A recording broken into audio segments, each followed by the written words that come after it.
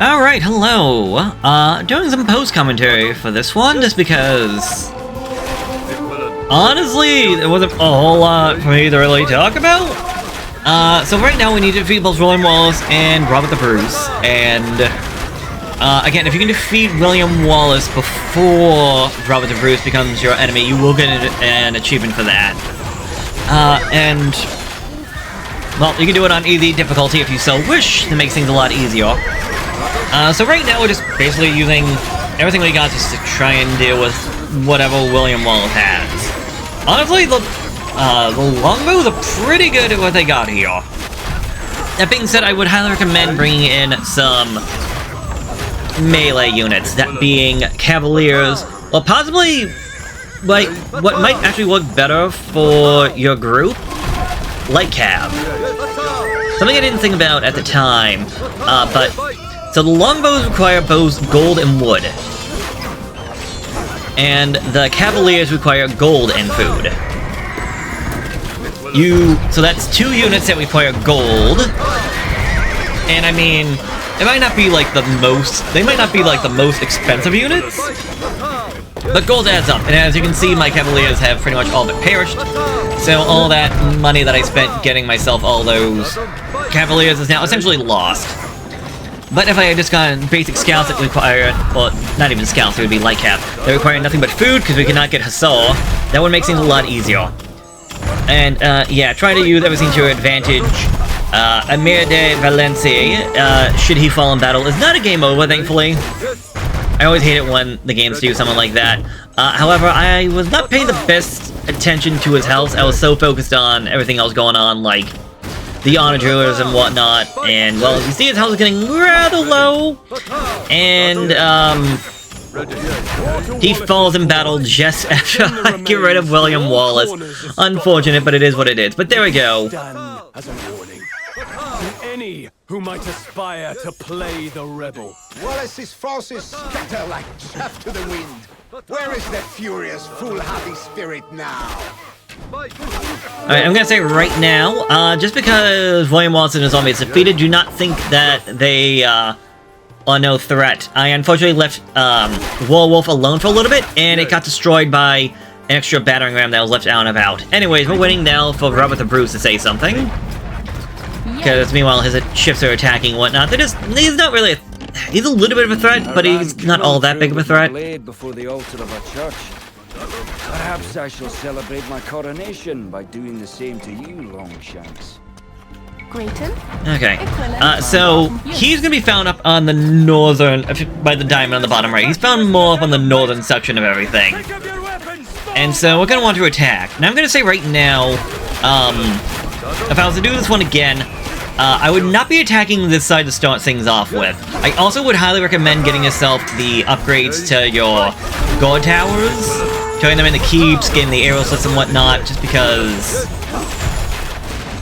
his navy can be kind of annoying. And, not gonna lie, longbows can handle pretty much a lot that's out here. I do later down the line get myself some scout cats to deal with stuff. Also, trebuchets, he has a couple of castles, and yes, all longbows actually can outrange the castle. But death by 1,000 arrows is one thing, but death by 20,000 arrows is a little bit much. And yeah, as you move forward, there was a town center, he has another town center, he has buildings. Obviously, as things go, I'm kind of glad I did this post-commentary, just because the arrows are so freaking loud, and it's just nothing but arrow fire after arrow fire, and I'm just destroying enemies left and right. The ships are my biggest issue because, well, they have some pretty decent armor against my arrow fire, the same with the battering rams. But just a friendly reminder, even if the archers are not the best, one, they will deal damage, and two, just standing in front of them can just sometimes cause them to redirect or have to go around, and that can sometimes save you. Yeah, but when it comes to dealing with the navy, definitely you want to get just a couple of towers and keeps if you got it, which is what I'm having these villagers do over this way. And I just build a few around. Obviously, though, if you can get rid of their docks and they can't build any more navy, but it is what it is. They will keep producing a few ships and whatnot. But as I'm saying, if I was to do this one again, I would not attack this right-hand side. I would go all the way over to the left-hand side go up to the top and then swoop around. So it would take the left side, go all the way up that, and then go to the right, hit the river, then hop on down. Maybe get like a castle or two or whatnot, just so that Robert the Bruce, because he can't cross, and he won't build any transport ships. So like once they cross over to this side, you could essentially just build castles and whatnot, and unless he gets battering rams to kind of get himself trapped. But yes, once all these docks are gone, that's fine. Although Robert the Bruce will not just give up easily. He does have trebuchets, because he still has a few castles out and about lying in wait. So don't think it's done just because you got rid of this little bit over here. His main fighting force, I feel like, is on this top left-hand side of the entire map, which is why I would say I would go after that next time. Also, because I was talking about this before, using the archers to your advantage, this is exactly what I'm talking about. By moving my archers around, I stop that battering ram from just being able to get to my guard tower, so I can stop it from doing any damage. And, well, this is the last mission, and I got about 6 minutes left of this campaign before everything is pretty much done and over with.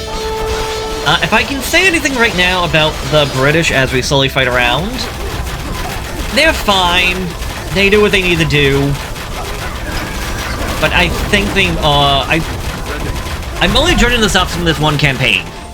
And obviously, there is so much that can go into all of this from actually playing, like, multiple games and multiple matches, specifically against, like, AI and different groups.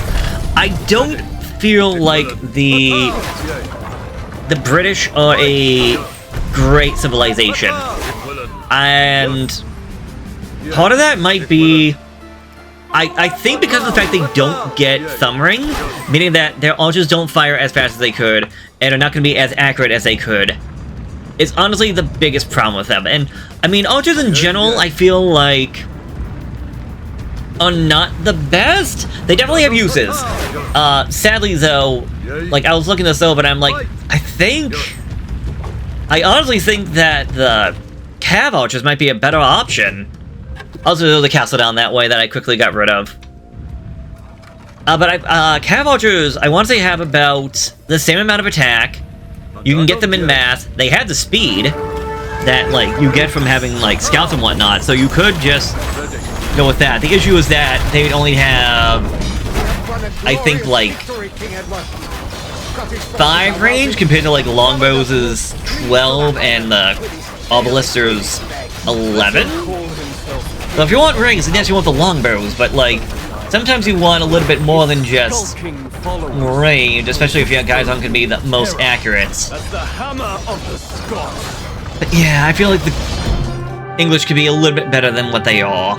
But that's just me. The English Justinian.